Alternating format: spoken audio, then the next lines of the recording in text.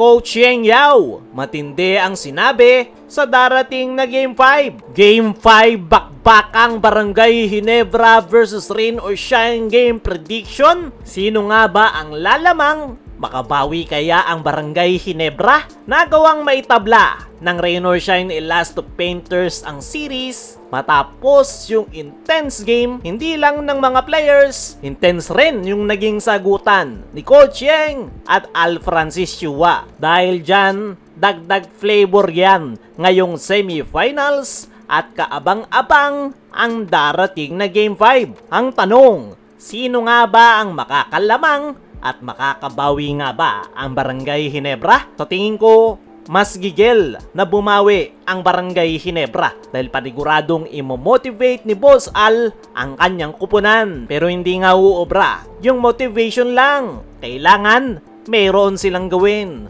At una sa mga kailangan gawin ng Ginebra para makabawi ay yung kanilang strong start. Yan yung naging unang problema ng Barangay Ginebra sa nakalipas na Game 4. Nagawa silang tambakan na agad ng Rain or Shine Elasto Painters na naging dahilan kung bakit naghabol sila buong laro. At yan nga, yung unang-una na kailangang maiwasan ng Ginebra.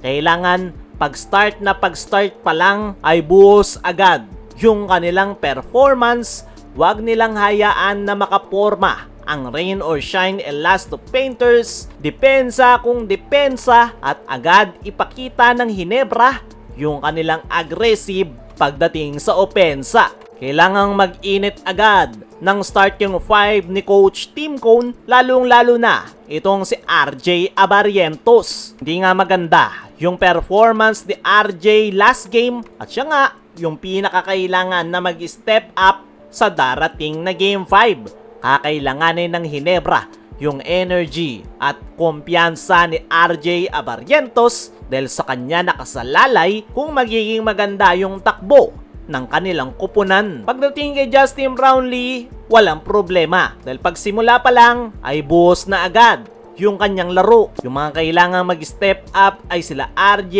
Scotty Thompson, maging itong si Stephen Holt. Hindi rin ito maramdaman ng Ginebra ngayong semifinals. Napakalaki ng kanyang playing time pero napakaliit ng kanyang contribution. Kaya para maipakita ng Ginebra yung kanilang strong start, syempre yung kailangang magpakita dyan ay yung kanilang starting 5. Sunod sa kailangang gawin ng Barangay Ginebra ay ang kanilang depensa. Ang pinaka naging game plan nga ng Rain or Shine sa nakalipas na Game 4 ay atakihin yung depensa ng Ginebra sa loob ng painted area.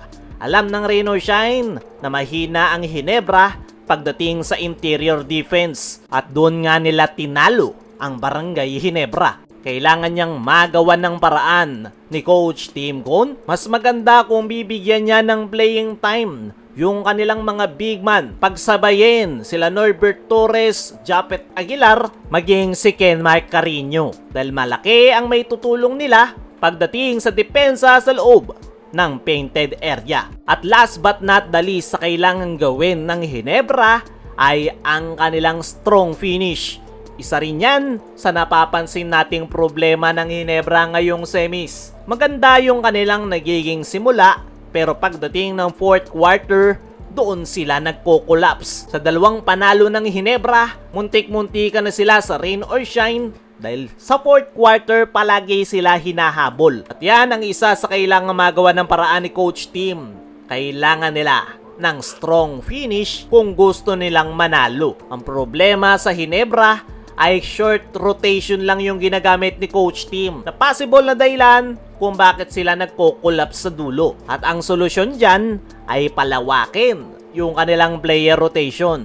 Sa ganon, hindi mapapagod yung mga key players at meron pa rin silang sapat na energy para sabayan ang Rain or Shine sa dulo. Para sa ating game prediction mga chong, mas magiging mainit ang darating na Game 5. Dahil kung sino ang mananalo dyan, isa na lang para pumasok ng finals. Kaya mga chong, sino sa tingin nyo ang lalamang ngayong semis?